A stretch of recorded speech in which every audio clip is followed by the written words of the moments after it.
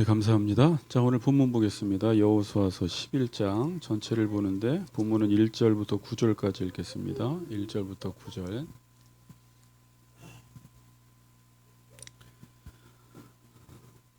제가 봉독하겠습니다. 하솔 왕 야벤이 이 소식을 듣고 마돈 왕 유박과 시므론 왕과 악삽 왕과 미 북쪽 산지와 긴네론 남쪽 아라바 평지와 서쪽 돌의 높은 곳에 있는 왕들과 동쪽과 서쪽의 가나안 족속과 아므리 족속과 헷 족속과 브리스 족속과 산지의 여부스 족속과 미스바 땅 헤르몬 산 아래 히위 족속에게 사람을 보내매 그들이 모든 군대를 거느리고 나왔으니 백성이 많아 해변에 수많은 모래 같고 말과 병거도 심히 많았으며 이 왕들이 모두 모여 나와서 이스라엘과 싸우려고 메론 물가에 함께 진쳤더라. 여호와께서 여호수아에게 이르시되 그들로 말미암아 두려워하지 말라. 내일 이맘때에 내가 그들을 이스라엘 앞에 넘겨주어 몰살시키리니 너는 그들의 말 뒷발에 힘줄을 끊고 그들의 병거를 불사르라 하시니라. 이에 여호수아가 모든 군사와 함께 메론 물가로 가서 갑자기 습격할 때에 여호와께서 그들을 이스라엘의 손에 넘겨주셨기 때문에 그들을 격파하고 큰 시돈과 미스로본 마인까지 추격하고 동쪽으로는 미스바 골짜기까지 추격하여 한 사람도 남기지 아니하고 쳐 죽이고 여호수아가 여호와께서 자기에게 명령하신 대로 행하여 그들의 말 뒷발에 힘줄을 끊고 그들의 병거를 불로 살랐더라. 아멘.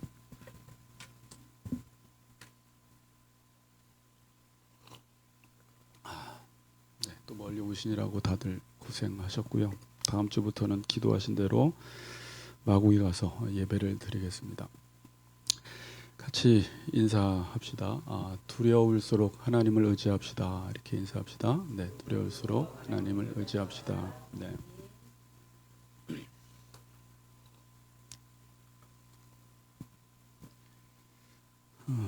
저도 여호수아를 묵상하면서 이번에 순종을 좀 잘 배우고 싶다라는 마음으로 지금 순종에 대해서 계속 묵상하고 있는데 오늘도 시대가 어떠하든지 오늘도 하나님의 말씀에 순종하는 자들을 통해서 하나님이 일하시고 역사하신다는 사실을 믿고 여러분들이 지식으로만 아는 것이 아니라 하나님 말씀에 순종하셔서 계속해서 더 큰 하나님을 경험하시기를 바랍니다. 네. 우리 지난주 11장에서는 남쪽 지역을 어떻게 점령하는지를 우리가 살펴보았고 특별히 아도니 세덱을 중심으로 해서 다섯 동맹군을 무찌르는 이 사건들을 우리가 보았습니다. 그리고 오늘은 이제 북쪽을 어떻게 점령하는지에 대해서 오늘 말씀하고 있는데 특별히 하솔 왕 야빈이 들었다라고 지금 1절에 말씀하고 있습니다. 그러니까 하솔 왕 야빈이 어떤 사람인가 보니까 10절에 그 모든 나라의 머리다라고 이야기합니다. 그 모든 나라의 머리. 그리고 사사기서 4장 2절에 보면 가나안 왕, 가나안의 왕이라고 나와요. 그 하솔 왕 야빈이 얼마나 강했는지를 알 수 있겠죠. 이건 되게 상징적인 말씀입니다. 그러니까 하솔 왕 야빈이 모든 나라의 머리, 가나안의 왕이라는 것은 지금 사탄을 의미하는 거예요. 지금 하나님의 백성들이 순종하며 계속해서 하나님의 말씀대로 살아갈 때 사탄이 가만히 있질 않는 것입니다. 자, 하솔 왕 야빈이 들었던 것은 무엇일까요? 똑같이 홍해를 건넜던 사건을 들었고 요단 동편에서 일어났던 사건을 들었고 여리고성과 아이성 사건, 특별히 11장에서 일어났던 사건이 뭐예요? 이제 아모리 족속 다섯 왕을 무찌른 사건을 듣고 이거 장난이 아니구나, 이제 큰일 나겠구나라고 해서 하솔 왕 야빈이, 자 한번 보세요 본문을. 소식을 듣고 마돈 왕 요박과, 제가 보니까 이제 요밥이라는 왕까지만 언급을 하고 그 다음부터는 가나안 땅 전 지역에 있는 모든 왕을 동원했다라는 말을 지금 1, 2절에서 하는 것입니다. 시므론 왕과 악삽 왕과 미 북쪽 산지와 긴네론 남쪽 아라바와 평지와 서쪽 돌의 높은 곳에 있는 왕들과 또 동쪽과 서쪽의 가나안 족속과 아모리 족속과 헷 족속과 브리스 족속과 산지의 여부스 족속, 이 여부스 족속은 또 남쪽에 있는 족속이었는데 남쪽을 점령했음에도 불구하고 살아있는 여부스 족속들까지 다 동원시킵니다. 미스바 땅 헤르몬산 아래에 있는 히위 족속에게 사람을 보내어 그들이 그 모든 군대를 거느리고 나왔으니 백성이 많아 해변에 수많은 모래 같고 말과 병거도 심히 많았으며, 그러니까 지금 1, 2, 3, 4절에서 하고 싶은 말씀은 뭐예요? 하솔왕 야빈이 이스라엘 백성들이 승승장구한다는 소식을 듣고 웬만한 병력 가지고는 이길 수 없으니까 가나안 땅에 있는 모든 왕들을 다 총동원시킨 것입니다.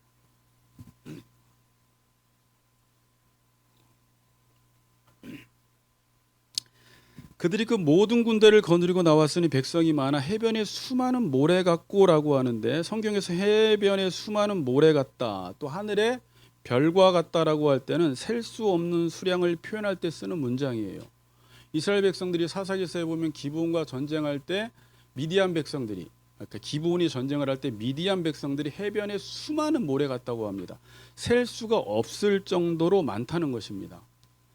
자, 여러분 그럼 상식적으로 생각을 한번 해보세요. 그럼 이스라엘 백성들이 지금 이 하솔 왕 야빈을 중심으로 한 모든 가나안의 왕들이 수많은 말과 병거들을 가지고 헤아릴 수 없는 그 많은 숫자들이 지금 공격을 하려고 나왔는데, 이스라엘 백성들이 이 연합군들을 이길 수 있을 것 같아요? 상식적으로 못 이기는 게임입니다. 제가 북녘이 가장 약한 나라가 어떤 나라인지 찾아봤더니 소말리아예요. 소말리아가 만약에 미국이나 유럽 연합군을 이길 수 있을 것 같아요? 못 이겨요. 이길 수가 없습니다. 자, 여기서 우리가 생각해 볼 수 있는 것은 뭐냐면, 하나님의 백성들이 승승장구할 때, 계속해서 전쟁에서 이길 때, 모든 싸움에서 승리할 때 이스라엘의 적군들은 가만히 있지 않는다라는 것입니다. 보통은 이스라엘 백성들이 그 정도로 승리를 하면 기브온 족속처럼 항복을 한다든지 화친 조약을 맺는다든지 할 텐데, 이 사탄은 끝까지 공격을 해요. 절대 항복하지 않아요.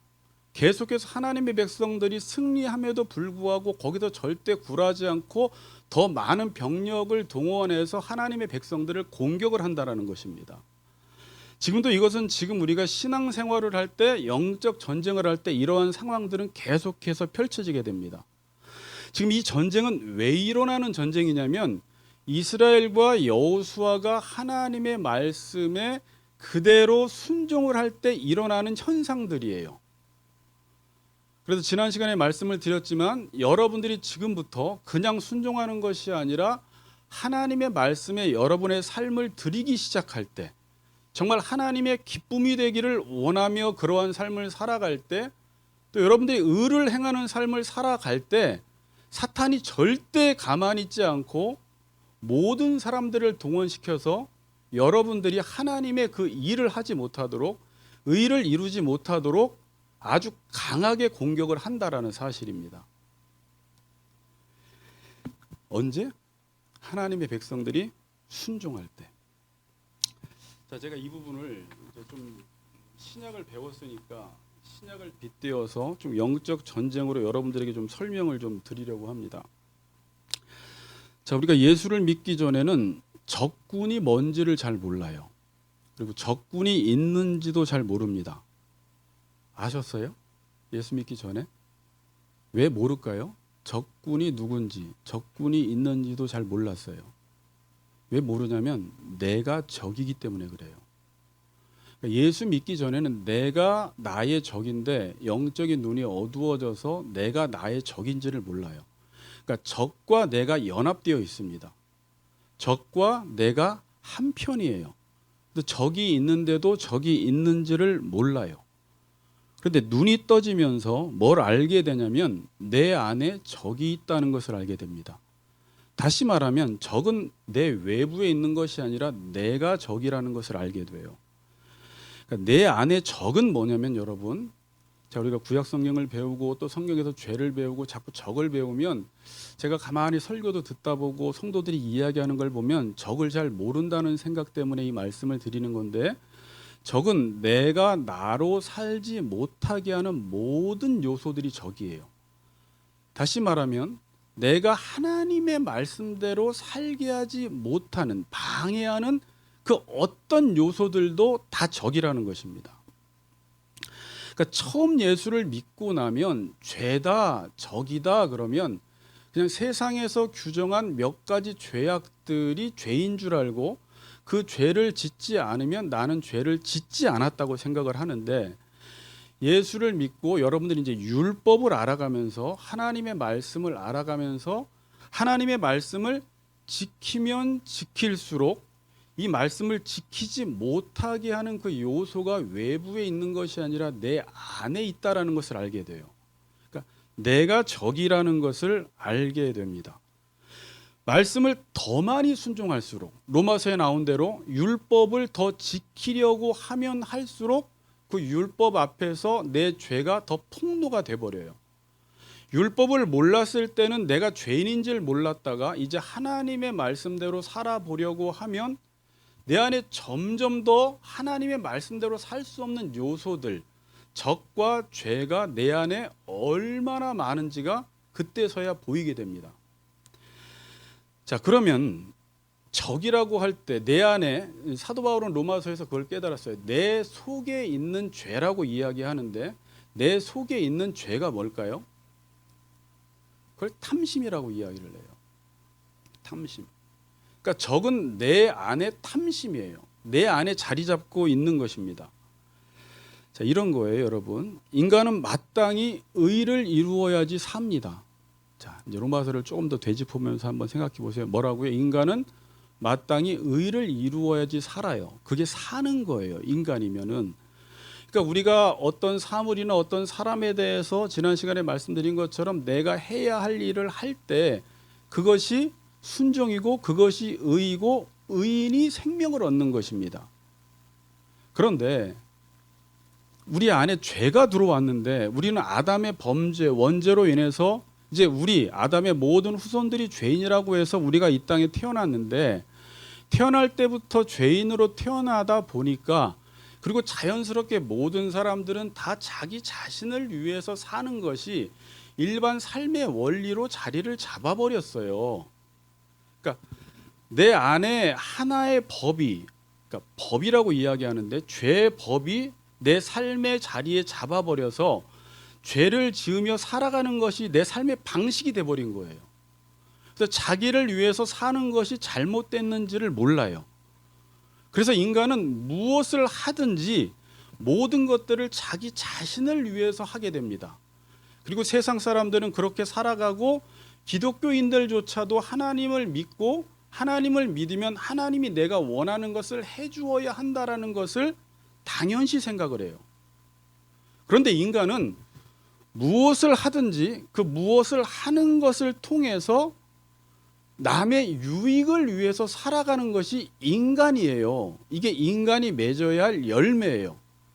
그런데 우리 안에 탐심이라는 것은 내가 어떤 사람에게 무엇을 하든지 하다못해 하나님께 예배를 드리고 하나님을 위해서 어떤 구제는 아니지만 우리가 봉사를 하고 선행을 해도 모든 것들을 하나님을 통해서 자신이 원하는 것을 이루려고 하는 탐심이 계속해서 내 안에 작동하고 있다는 것들을 여러분들이 보게 돼요. 여러분, 어떤 문제가 대인관계 속에 터지면 물론 상대방이 잘못한 것이 있어요. 그런데 문제는 뭐냐면 내가 내 의무를 다하지 못해서 문제가 발생된 거예요. 그런데 우리는 이 사실을 받아들이기를 싫어해요. 저도 목회를 하다가 정필동 목사님이 그래요. 어떤 문제가 터지든 간에 성도님들이 다 잘못을 해도 그걸 뭐든지 목회자의 문제로 돌리래요. 그리고 그 부분을 하나님께 가지고 나아가서 기도하면서 해결하는 게 답이라고 이야기를 하더라고요. 그게 맞아요. 성도들과 성도 사이에서도 부부끼리에서도 모든 문제가 일어날 때는 상대방에게 분명히 원인이 있음에도 불구하고 우리가 문제를 어떤 방식으로 해결을 해야 하냐면 내가 상대방에 대해서 의를 행하지 못했기 때문에 이건 내 탓이다 라고 생각을 하고 그 부분을 놓고 하나님 앞에서 그 문제를 해결해야 돼요. 근데 우리는 자존심이 상하고 또 그렇게 하면 자기가 너무 초라해져요. 그래서 항상 그 원인과 탓을 상대방에게 돌려버려요. 그런 방식으로 문제를 해결하려고 합니다.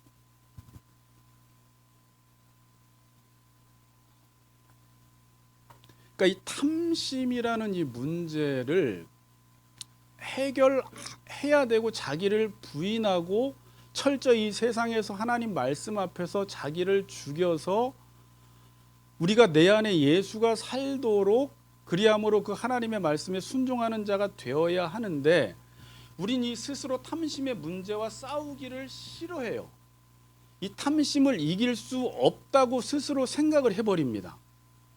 그러니까 내가 나를 위해 사는 것이 완전히 내 삶의 자리에 잡아버렸기 때문에 이 부분과 싸우려고 하지를 않아요.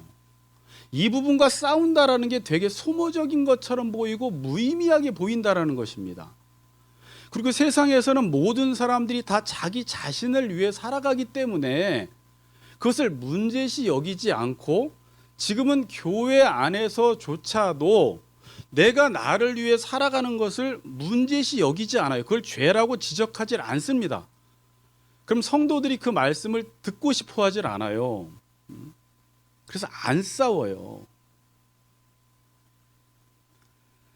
생각하는 것마다 입만 벌리면 행하기만 하면 죄밖에 못 짓는 것입니다.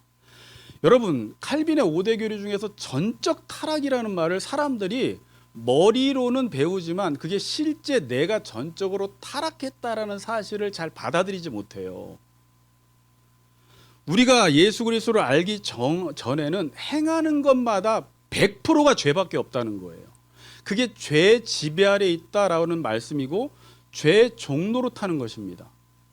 그러니까 무엇을 하든지 자기 자신을 위해서 할 수밖에 없는 나, 이게 죄인이라는 의미예요. 그런데 과거에는 거룩한 성도들은 이것과 엄청나게 싸웠어요. 이 부분이 지금 내 안에서 어떻게 작동하고 있는지를 알아요.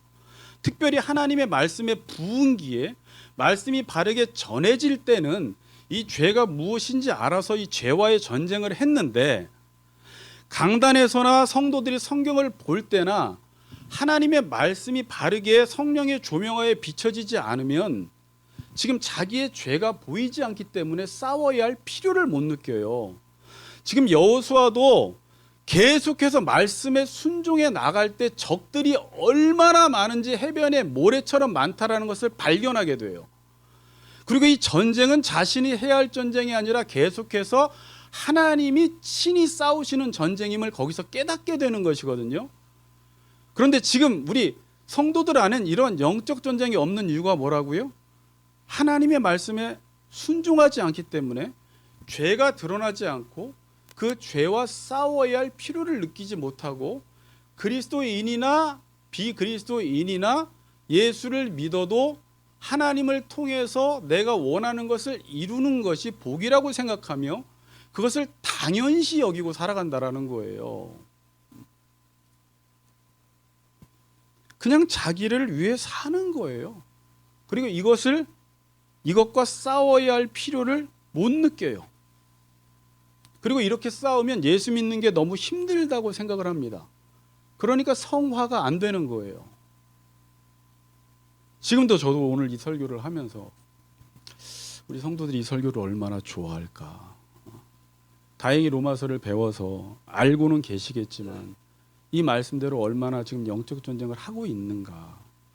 저도 오히려 30살 때 40살 때보다 지금 더 그때보다 영적 전쟁을 심하게 하지 않습니다. 추세 자체가 그래요 지금. 자, 그럼 그리스도인은 정말 이 죄와 싸워서 이길 수 없는 사람일까? 많은 사람들이 자신의 탐욕은 이길 수 없다고 생각을 해요. 그래서 영적 전쟁을 해야 할 필요성조차 못 느껴요.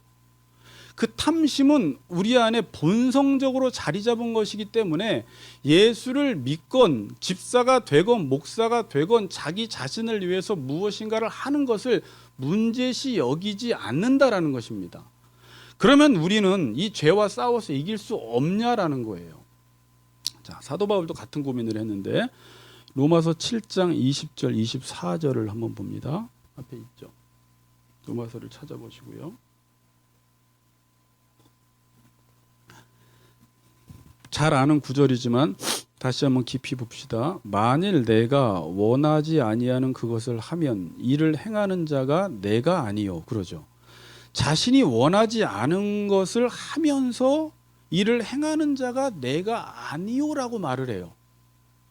여러분들이 자녀에게 너 그렇게 살지 마, 너 제발 그렇게 하지 마 그러는데 어떤 자녀가 나도 내가 왜 그러는지 몰라 그러면 엄마 아빠들은 되게 답답해 하잖아요. 네가 의지를 먹으면 그걸 할 수 있는 거지 네가 왜 그러는지 네가 모르면 누가 알아 그러잖아요. 저도 예전에 아버지한테 그런 말 했었어요. 저도 제가 왜 그러는지 모릅니다. 내 속에 거하는 죄가 있다는 거예요. 그러므로 내가 한 법을 깨달았대요. 곧 선을 행하기 원하는 나에게 악이 함께 있는 것이로다. 내 속사람으로는 하나님의 법을 즐거워하되 내 지체 속에서 다른 한 법이 내 마음의 법과 싸워 내 지체 속에 있는 죄의 법으로 나를 사로잡는 것을 보는도다. 죄의 법이 나를 포로로 만든다라는 말이에요. 죄를 지을 수밖에 없게 만든다라는 말이에요. 나는 하나님의 선이 무엇인지 알아서 선을 행하기 원하는데 내 안에 어떤 한 법이 있고 큰 힘이 있고 큰 세력이 있어서 나를 계속해서 죄를 짓도록 나를 끌고 가는 거예요. 여기서 내 의지가 먹히질 않는 거예요. 자, 그래서 제가 예전에 이 7장을 여러분들에게 설교를 할 때 오래전 이야기지만 그때 로마서 책을 한 7권을 펴놓고 공부를 했어요. 도대체 이게 무슨 의미일까? 그러면 그리스도인이 되어서도 이 죄에 대해서 이렇게 무기력한 삶을 살 수밖에 없을까? 그래서 지금 이 상황에 있는 이 사람은 지금 어떤 상황에 있는 것일까에 대해서 학자들이 여러 견해가 있었어요. 사도 바울이 예수 믿기 이전이냐, 예수 믿은 이후냐, 아니면 성화의 과정이냐, 과연 예수 믿은 이후에도 이렇게 죄를 극복할 수 없느냐라고 했을 때 이게 지금 어떤 상황이냐라는 거예요. 그때 제가 어떻게 말씀을 드렸죠? 내 힘으로 율법을 지키려고 했을 때 나타나는 현상이다 이렇게 말씀을 드렸어요. 여러분 스스로 이게 선이고 이게 악이라는 걸 알았는데 내 힘과 내 의지로 선을 이루려고 했을 때 나타나는 현상이라는 거예요. 안 된다는 거예요. 알기는 알지만 그 선을 따라 행할 수 있는 능력이 내 안에 없다는 거예요. 예수 믿기 이전에는 죄를 지을 수밖에 없습니다. 죄만 짓습니다. 죄밖에 못 짓습니다. 그래서 죄의 종입니다. 죄만 짓고 있기 때문에 자기가 죄를 지으면서도 자기가 죄를 짓고 있는지를 모르는 거예요. 그런데 예수를 믿고 나면 율법이라는 걸 알게 되고 빛을 알게 되어서 이 율법 편에서 보았을 때 이게 죄라는 것이구나라는 것을 깨닫게 돼요. 그리고 나서 이제 이 죄를 안 지으려고 스스로의 의지로 노력을 하는데 원하기는 하는데 그 행할 능력이 자기 안에 없다라는 것을 발견하게 돼요. 그래서 예수 믿은 이후에는 죄를 지을 수도 있고 짓지 않을 수도 있어요. 그리고 완전히 영화되면 의만 행하게 돼요. 자유의지를 가지고. 예수 믿기 전에는 죄밖에 지을 수 없고 예수 믿은 이후에 이 땅에서는 죄를 지을 수도 있고 짓지 않을 수도 있고 그리고 하나님 앞에 서게 되면 우리의 자유의지를 가지고 하나님을 온전히 아는 지식으로 인하여 스스로 하나님의 말씀을 따라 살아가는 영화된 존재가 되는 것입니다. 자, 그럼 사도 바울은 이 문제를 지금 어떻게 해결하느냐? 로마서 8장 1절 2절을 봅시다. 그러므로 이제 그리스도 예수 안에 있는 자에게는 결코 정죄함이 없나니 이는 그리스도 예수 안에 있는 생명의 성령의 법이 죄와 사망의 법에서 너를 해방하였음이라. 자, 사도 바울은 지금 이 죄를 이기기 위해서 자신이 어떻게 해야 할지에 대해서 생각하지 않습니다. 무슨 문제로 이 문제를 다뤄요? 죄를 이기기 위해서 사도 바울은 내가 어떻게 이 죄를 이길 수 있을까? 내 의지를 가지고 어떻게 하나님의 의를 선택할 수 있을까의 문제로 접근하지 않고 지금 이 1, 2절은 죄를 이기기 위해서 자신과 죄와의 관계, 자신과 하나님과의 관계가 어떠한지를 확인함으로 이 죄를 이기려고 하는 것입니다. 자, 여러분, 죄를 지을 때도 여러분들이 내가 짓는 줄 알았지만 과거에 예수 믿기 전에 알고 보면 사탄이라는 존재의 명령대로 내가 탐심에 따라서 죄를 짓고 있었다라는 사실을 예수 믿은 이후에 깨달아요. 그러니까 내가 지은 것이 아니라 사탄의 통제 아래, 사탄의 다스림 아래 있었다라는 것을 알게 돼요. 이게 내가 독립적인 존재가 아니었구나. 사탄이 지배하고 있었고 나도 모르게 그 사탄의 그 지배 아래에서 죄를 짓고 있었구나라는 것을 깨닫게 되고요. 예수 믿은 이후에도 내가 독립적으로 내 스스로 죄와 의 중에 죄를 선택하고 의를 선택하는 것이 아니라 하나님이 지금 나를 향하여 끊임없이 의를 행하시고 있구나, 나를 향한 계획을 하나님께서 지금도 이루어 나가시고 있구나라는 것을 깨달아요. 그러니까 인간은 혼자서 무엇인가를 독립적으로 선택하는 존재가 아니라 사탄이 나를 다스리고 하나님이 나를 다스릴 때 내 의지를 가지고 사탄에게 드리면 사탄의 종이 되는 것이고 하나님께 드리면 하나님의 종이 되는 거예요. 그래서 이 드린다라는 것이 예배라는 것이었죠. 여러분들이 그래서 예배를 드릴 때 하나님이 지금 나를 향하여 행하시는 그 어떤 일, 의에 하나님은 계속해서 우리를 위해서 의를 행하시는데 그 율법을 행하시는 말씀 앞에 내 자신을 드리지 않는 사람은 반드시 중립은 없고 사탄의 말에 자기 자신을 들여서 죄를 짓고 있는 상태에 있다라는 것입니다. 둘 중에 하나예요. 둘 중에 하나. 그러니까 내가 죄를 이기려면 스스로의 의지로 이길 수 없고 누가 나를 다스리느냐의 그 문제를 여러분들이 인식을 하고 내 자신을 누구에게 드리느냐에 따라서 의를 행할 수도 있고 죄를 행할 수도 있다라는 말이에요. 이거 되게 중요한 말이에요. 되게.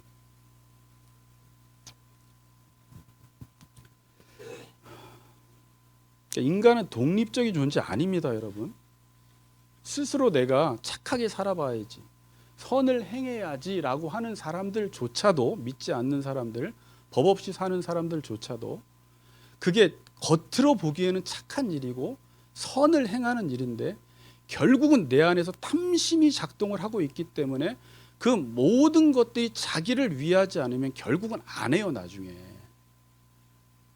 여러분, 이 탐심이 어떻게 작동을 하냐면 하나님이 의로워요. 하나님이 사랑이세요. 하나님이 선이세요.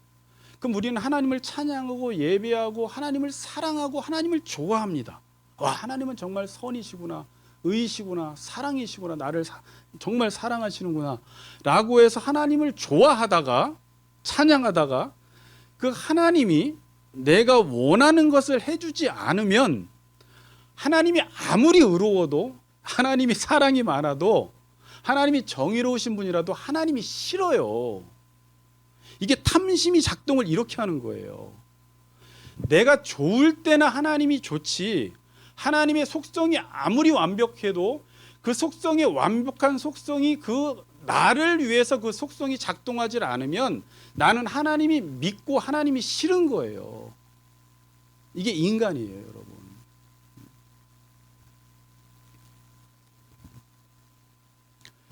로마서 6장 15절 16절 다시 한번 확인시켜 드릴게요. 앞에 보세요.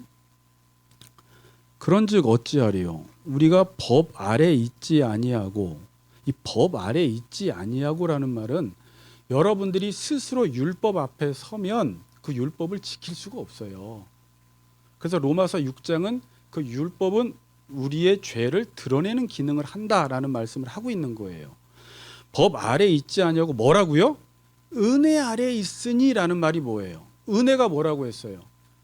원인 없는 결과를 하나님이 계속해서 우리에게 주시는 것이죠. 예수를 믿고 보니까 내가 내 인생을 스스로 계획해서 목적을 잡아서 살아가는 것이 아니라 하나님이 나를 향하여 가장 좋은 계획들을 이루고 계신다라는 것을 알게 돼요.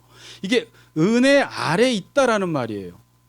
그 죄를 지을 수 있으리요? 그럴 수 없느니라. 너희 자신을 종으로 내주어 누구에게 순종하든지 그 순종함을 받는 자의 종이 되는 줄을 너희가 알지 못하느냐 그래요. 무슨 말인지 아시겠죠? 너희 자신을 종으로 내준다라는 말은 지금 주인이 나를 향하여 어떤 일을 행하고 있다라는 말을 전제로 하는 것입니다. 그러니까 주인이 나를 향하여 어떤 일을 행하고 계시기 때문에 그 주인의 말을 듣기 위해서 나를 내주는 일이 예배라는 것이에요. 그러면 내가 하나님 앞에 내 몸을 마음껏 사용하시도록 내어드리면 그 하나님의 뜻이 내 안에서 완전히 이루어진다는 것입니다. 그러면서 로마서 8장 4절에 보면 이런 말을 써요. 저는 여러분들이 이걸 어떻게 깨달았는지 모르겠지만 육신을 따르지 않고 그 영을 따라 행하는 우리에게 율법의 요구가 이루어지게 한다. 그러니까 순종할 수 있게 한다는 거예요. 율법의 요구는 사랑할 수 있게 한다는 것이고 의를 이룰 수 있게 한다는 것인데 우리가 어떻게 사랑할 수 있느냐, 의를 이룰 수 있느냐는 내가 죄를 짓지 않고 의를 행하는 우리에게 율법의 요구가 이루어진다라고 말하지 않고요. 육신을 따르지 않고 영을 따라 행하는 우리에게 왜 따라 한다라고 이야기를 하죠? 은혜의 지배 아래 있기 때문에 하나님께서 우리를 향하여 계속해서 선한 일을 행하고 계시기 때문에 그 선한 일을 행하기 위해서 내 몸을 내주어서 그 선한 일이 내 안에 이루어질 수 있도록 따라하는 거예요. 따라하는 거예요. 그러니까 육신을 따라 행하지 않고 그 영을 따라 행하는 우리에게 율법의 요구, 사랑이 이루어진다라고 지금 말씀하고 있는 것입니다. 자, 요 정도 듣고 여러분들이 더 관심을 갖게 되면 제가 김준영 집사한테도 이야기를 했지만 6장, 7장은 꼭 시간 내어서 설교를 들어보라고 했어요. 왜냐하면 이 6장, 7장을 잘 알지 못하면 신앙생활은 계속해서 방향을 잡지 못해요. 순종도 어떻게 해야 되는지도 모르고 내가 스스로 의를 선택하는 건지 죄를 선택하는 것인지 하나님이 지금 일을 하신다라는 게 무엇인지 내가 지금 하나님의 일을 한다라는 의미가 무엇인지가 다 뒤죽박죽돼 버려요. 그래서 하나님의 뜻을 못 이뤄요. 그래서 지금 이 원리, 예수 믿기 이전에 내가 죄와 어떤 관계에 있었고 예수 믿은 이후에는 하나님과 어떤 관계에 있으며 죄와 어떤 관계에 있는지를 알고 그 의를 행하기 위해서는 내가 의지를 가지고 행하는 것이 아니라 하나님이 의를 행하고 있기 때문에 내 몸을 하나님 앞에 드릴 때 하나님이 나를 통해서 그 의를 행하신다라는 것을 깨닫고 신앙생활하라는 거예요. 이 말을 쉽게 이야기하면 하나님이 이기게 하시니까 하나님이 하라는 대로 하라는 것입니다. 하나님이 행하시니까 하나님이 행하시는 대로 따라하라는 거예요. 하나님이 싸우시니까 어떻게 하라는 거예요? 하나님만 따라하라는 거예요. 지금 여호수아에서 보여주는 게 그거예요. 이 전쟁은 여호수아의 전쟁이 아니라 여호와의 전쟁이에요. 여호와가 가나안 땅을 주신 분도 하나님이시고 여호와시고 가나안 땅을 점령하라고 명령하신 분도 하나님이시고 이 가나안 땅은 여호수아 5장에서 칼을 든 군대 장관이 나타나셔서 이 모든 전쟁은 내가 싸우겠다라는 것이고 그럼 여호수아와 이스라엘이 해야 할 일은 하나님이 지시하시는 대로 순종만 하면 반드시 적군이 아무리 많아도 승리한다라는 거예요. 지금 그걸 보여주고 있어요. 그러니까 지금 구약에서는 이 전쟁은 여호와께서 싸우신다라는 것을 알고 여호와를 의지해서 싸우라고 말을 해요. 구약적 표현으로 하면 뭐라고요? 의지해서 싸워라. 그래서 의지라는 말이 그렇게 중요해요. 다윗이 두려워하는 날에는 내가 주를 의지하리이다 이렇게 말을 해요. 아무리 수많은 적군들이 있어도 겉으로 볼 때는 위축되고 두렵고 질 것 같지만 그 순간 적군을 바라보면 지는데 하나님을 바라보면 하나님이 싸우시는데 우리는 자꾸 적군이 앞에 있을 때 적군과 싸우려고 하고 그 앞에서 두려워하니까 지는 거예요. 그럼 거기서 믿음 있는 사람은 이 싸움은 하나님의 싸움이고 하나님이 하시는 전쟁이다라는 걸 알고 이 문제를 사랑과 해결하려고 하지 않고 하나님 앞에 나아가서 내가 두려워하는 날에는 하나님을 의지하고 하나님을 의지하는 자는 두려워하지 않는다는 거예요. 그런 방식으로 모든 일들이 풀려나가요. 자, 그러니까 이제 본문 6절 보세요. 그렇게 두려워할 때 여호와께서 딱 등장을 하십니다. 여호와께서 갑자기 등장을 하세요. 여호와께서 여호수아에게 이르시되, 말씀하시죠. 지금 말씀하신다라는 것은 하나님이 이 전쟁의 주도권을 가지고 진행해 나가신다라는 거예요. 그들로 말미암아 두려워하지 말라. 내일 이맘때 내가 그들을 이스라엘 앞에 넘겨주어 몰살시키리니 너는 그들의 말 뒷발의 힘줄을 끊고 그들의 병거를 불사르라 하시니라. 먼저 여러분들이 한 가지 생각할 것은, 내가 아무런 전쟁을 할 때마다 하나님이 도와준다는 건 아닙니다.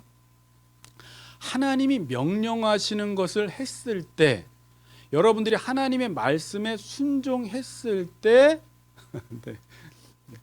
하나님의 말씀에 순종했을 때 어떻게 돼요? 순종하면 할수록 적군들이 지금 많아진다라는 것을 보여주죠. 적군들이 교묘하게 다가온다라는 것을 보여주죠. 그때 어떻게 하라는 거예요? 적군과 싸우지 말고, 근데 물론 두려워요, 여러분. 지금 여기서 말의 뒷발의 힘줄을 끊고 병거를 불사르라는 이 말은 순종하기 엄청 힘든 순종이에요. 이 말은 하나님만 의지하라는 말인데, 솔직히 이 말에 순종한다라는 거, 제가 지금 이 상황에 있어도 너무 힘든 거예요.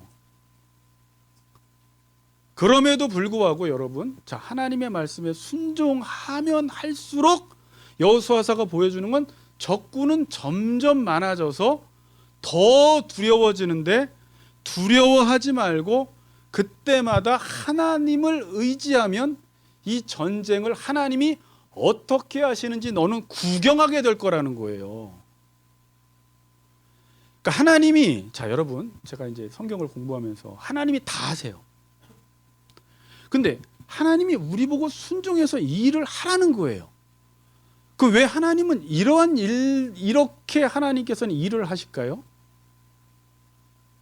결국은 우리를 통해서 하나님의 하나님 되심, 여호와가 하나님이심을 드러내시는 거 하나밖에 없어요. 성경은 언제 이런 일들이 일어나죠? 어떤 성도가 계속해서 하나님을 경험해요? 하나님 말씀에 순종합니다. 적군들이 점점 많아집니다. 믿음 없는 사람들은 적군 때문에 넘어져요. 근데 적군들이 많아지면 그때 하나님을 의지하면 하나님이 등장해서 적군을 치는 걸 경험을 해요. 그래서 하나님 말씀에 순종하는 사람들에게 나타나는 특징이 뭐냐면, 마귀가 얼마나 강한지를 알게 되고요, 하나님이 마귀보다 더 강하다라는 사실을 깨닫게 돼서 영적 전쟁을 완전히 깨닫게 돼버려요. 영적 전쟁에 능한 자가 돼버려요. 하나님이 20대 초반에 저에게 교육시켜준 건 뭐냐면, 저는 그때 더 공부를 하고 술 담배 하지 않고 당구를 안 치고 훨씬 더 공부를 많이 했으면 훨씬 더 좋은 목사가 되지 않았을까라는 생각까지 했었는데, 저의 삶 속에 5년 동안에 치열한 영적 전쟁이 있었어요. 아버지도 어머니도 잘 모르세요. 엄청난 영적 전쟁이 있었어요. 제가 기도원을 그렇게 기도하러 자주 갔어요. 대치동까지 기도하러 다녀요. 2시까지 너무 은혜를 받아요. 아무도 없어요. 저 혼자 가요. 기도하고 펑펑 울고 밖을 나와요. 그러면 기도하면 할수록, 순종하려고 하면 할수록 나오자마자 사탄이 공격을 해요. 바로 문자가 삐리삐리 삐삐가 나와 있어요. 당구장에서 지금 죽방이 벌어졌다는 거예요. 저는 부끄러워서 이 정도밖에 얘기를 못하는데 그 이후에도 더러운 게 많아요. 이거 뭐지? 그러면 기도하고 눈물을 흘렸으면 집에 가서 그렇게 살아야 되는데, 발걸음이 좀비처럼 누구에게 홀린 것처럼 글로 가버려요. 신학교에서 은혜를 그렇게 받아요. 저는 수업 시간에 눈물을 흘리면서 수업을 듣다가 밖에 나가면 이상한 짓을 해요. 담배를 사요. 이게 어울리지가 않는 삶을 살아요. 정신분열증 같은 거예요. 하나님이 이 시간을 통해서 돌아보면 뭘 가르쳐 줬냐면 네가 은혜를 받으면 받을수록 하나님의 말씀에 순종하면 순종할수록 사탄이 얼마나 강하게 공격을 하는지, 그리고 네가 그때 어떻게 하느냐에 따라서 패배할 수도 있고 승리함으로 여호와의 일하심을 경험하는 기회가 될 수도 있고, 이 둘 중에 하나를 경험을 하는데 그때 내 선택이 얼마나 중요한지 몰라요. 사탄이 나에게 두려움을 줄 때, 맞아, 두려워, 나는 이 길을 갈 수가 없어, 내가 무슨 목회자야라고 하면서 사탄의 그냥 뜻에 복종해 나아가면 패배하는 것이지만, 그럼에도 불구하고 하나님은 내 편이시고 하나님은 살아계시고 하나님은 나에게 은혜를 주셨고 나를 향한 놀라운 계획이 있으셔라고 하고 하나님의 말씀에 내 삶을 드리는 순간부터 사탄은 깨갱하면서 줄어들기 시작하고 하나님이 크게 일하시는 것들을 다시 또 경험하게 돼요. 여러분, 이거는 저한테는 이렇게 찾아왔지만 여러분들에게도 그런 영적 전쟁이 있어요 지금. 그리고 동일한 원리로 지금 역사하고 있어요. 그들로 말미암아 두려워하지 말라는 거예요. 여러분들이 여호와의 말대로 순종을 하다가 문제가 생기면 그 문제는 여러분들이 처리하지 마세요. 그건 하나님이 처리하실 문제예요. 그게 영적 거장들은 어떻게 해결을 하냐면, 목회를 하다가 신앙생활을 하다가 순종하다가 어떤 문제가 계속 터지면 그 문제에 집중하지 말고 무조건 하나님 앞에 나와서 기도로 풀라는 거예요. 입 다물고 기도하라는 거예요. 그걸 사랑과 풀려고 입을 여는 순간 문제는 확대돼 버려요. 정말 이 답이 맞아요. 눈 감고 하나님 앞에서 눈물로 해결될 때까지 기도하면 하나님께서 차츰차츰 하나씩 다 해결해 나가세요. 6절에 그들로 말미암아 두려워하지 말라는 거예요. 왜? 여호와가 싸울 것이기 때문에. 근데 거기서 이제 한 가지 아까 주시는 이 지시가 참 순종하기 힘든 지시예요. 너는 그들의 말 뒷발의 힘줄을 끊고 그들의 병거를 불사르라. 이 말은 이스라엘이 적군을 물리치고 나서 전리품을 얻잖아요. 이스라엘은 지금 무기도 없습니다. 말도 없습니다. 그럼 이겼어요. 그럼 말을 그냥 두는 게 좋아요? 뒷발의 힘줄 아킬레스 건을 끊는 게 좋아요? 그냥 두는 게 좋죠. 병거도 그냥 두는 게 좋죠. 그 당시에 왕이 얼마나 큰 권세와 권력을 가지고 있느냐는 말과 병거가 얼마나 많느냐에 따라서 그 한 나라의 군사력이 평가됐거든요. 그래서 모든 나라의 왕들이 다 병거, 말을 많이 갖고 있길 원했어요. 말과 병거는 전쟁에서 이기는데 필수적인 조건이에요, 여러분. 근데 말과 병거를 끊고 불사르라는 것은 이건 순종하기 힘들어요, 여러분. 여러분들이 지금 어떤 문제가 딱 터지잖아요. 그럼 우리는 하나님을 의지하기보다 이걸 어떻게 해결할까를 먼저 생각을 해요. 돈의 문제는 돈으로, 힘의 문제는 힘으로, 이력서를 쓸 때는 스펙의 문제로 이 문제를 다 해결하려고 하는 게 우리의 머리 구조예요. 하나님부터 절대 의존하지 않습니다. 그런데 하나님은 뭘 원하시냐면 그 모든 걸 끊어버리라는 거예요, 다. 그래야지 하나님만 의지한다는 거예요. 하나님을 의지하는 사람들은 말과 병거가 있어도 되지만, 말과 병거가 있으면, 통장에 돈이 두둑하면, 내가 힘이 있으면, 권력을 잡고 있으면 어떤 문제가 터졌을 때 내가 해결해 줄게 이러지, 하나님 의지에 기도원 가서 기도해 이렇게 안 해요. 그래서 하나님은 이거를 다 끊어버리라는 거예요. 다윗의 위대함이 뭔지 아세요? 진짜 그걸 다 끊어버렸어요, 다윗은. 이건요, 끊기 힘든 겁니다. 왜냐하면 전쟁에서 가장 중요한 건 말이요 병거이기 때문에, 가장 필요한 것이기 때문에, 필수적인 것이기 때문에. 여러분들이 인생을 살아가다가 나한테 가장 필요한 것, 가장 필수적인 것 한두 가지 적어보세요. 하나님은 그것까지 끊기를 원하세요. 그것 때문에 하나님께 기도 안 하거든요. 그것 때문에 하나님을 의지 안 하거든요. 이사야서 한번 보세요. 30장 15절 16절.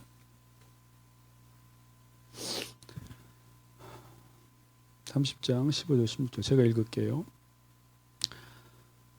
주 여호와 이스라엘의 거룩하신 이가 이같이 말씀하시되 너희가 돌이켜 조용히 있어야 구원을 얻은 것이요 잠잠하고 신뢰하여야 힘을 얻은 것이거늘 너희가 원하지 아니하고 이르기를 아니라 우리가 말 타고 도망하리라 하였으므로 너희가 도망할 것이요 또 이르기를 우리가 빠른 짐승을 타리라 하였으므로 너희를 쫓는 자들이 빠르리니. 그 당시에는요 이 말과 병거가 믿음의 대상이 돼버렸어요. 의지의 대상이 됐어요. 제가 안 읽어드렸는데 시편에 보면 어떤 사람은 병거, 어떤 사람은 말을 의지하나 우리는 여호와 우리 하나님의 이름을 자랑하리로다. 방금 읽은 이사야서 30장 15절 16절도 적군들이 공격해 올 때 조용히 있으라는 거예요. 조용히 있어야 구원을 얻고 잠잠하고 신뢰하여야 힘을 얻는데 너희들이 그걸 원치 않고 아니라 우리가 말 타고 도망가겠다라고 말하는 거예요. 이게 누구였는지 아세요? 이스라엘 백성들이 그랬어요. 애굽을 의지했어요. 30장은. 너희가 도망하면 어떻게 돼요? 도망가질까요? 하나님이 뒤에 비웃어요. 또 이르기를 우리가 빠른 짐승을 타리라 하였으므로 너희를 쫓는 자들이 빠르다라는 거예요. 너희들 잡혀 먹는다는 것입니다. 아무리 말 타고 도망가봤자.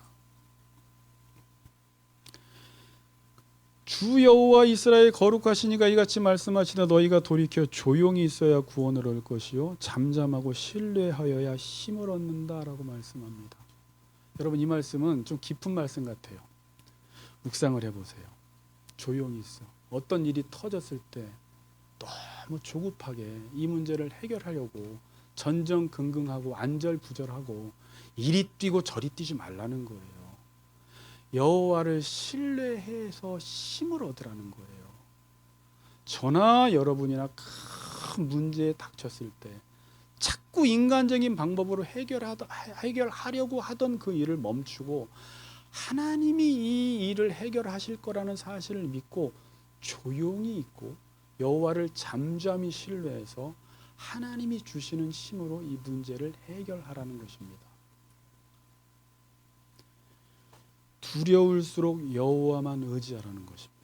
따라하십니다. 두려울수록 여호와만 의지합시다. 근데 인간은 두려울수록 뭘 의지해요? 말과 병거를 의지합니다. 두려울수록 여호와만 의지하십시오. 말씀을 마칠게요, 여러분. 두려워하는 날에는 주님만을 의지할 때 7절, 8절을 읽고 우리 한번 마칩시다. 본문이에요. 같이 읽겠습니다. 시작.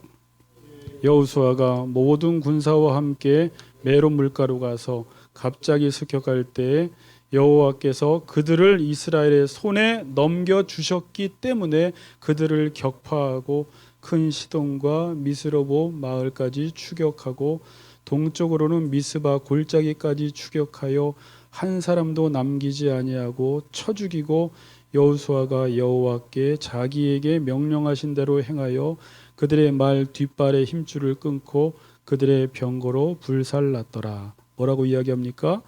여호와께서 그들을 이스라엘의 손에 넘겨주셨기 때문에 그들을 격파했다. 그러니까 이스라엘의 실력이나 힘이 아니라 전적으로 하나님의 힘으로 하솔왕 야빈을 중심으로 한 동맹군을 쳐버리셨다라는 것입니다. 여호수아서에서 계속 강조하는 것은 여호와께서 이스라엘을 위해서 싸우시는 거예요. 언제? 순종했을 때. 마지막 15절은 이렇게 맞춰요. 이제 전쟁이 다 끝났어요. 전쟁이 끝나면서 여호수아 기자가 하는 말이 뭐냐면 15절에 여호와께서 그의 종 모세에게 명령하신 것을 모세는 여호수아에게 명령하였고 여호수아는 뭐라고요? 그대로 행하여 여호와께서 모세에게 명하신 뭐라고요? 모든 것을 하나도 행하지 아니한 것이 없었더라. 명하신 모든 것을 하나도 행하지 아니한 것이 없을 때 이 가나안 땅의 머리, 가나안의 왕, 이 사탄을 쳐서 이겼다는 사실을 오늘 본문을 통해서 보여주는 것입니다. 이번 한 주간도 순종하심으로 승리하시기를 주님의 이름으로 축복합니다.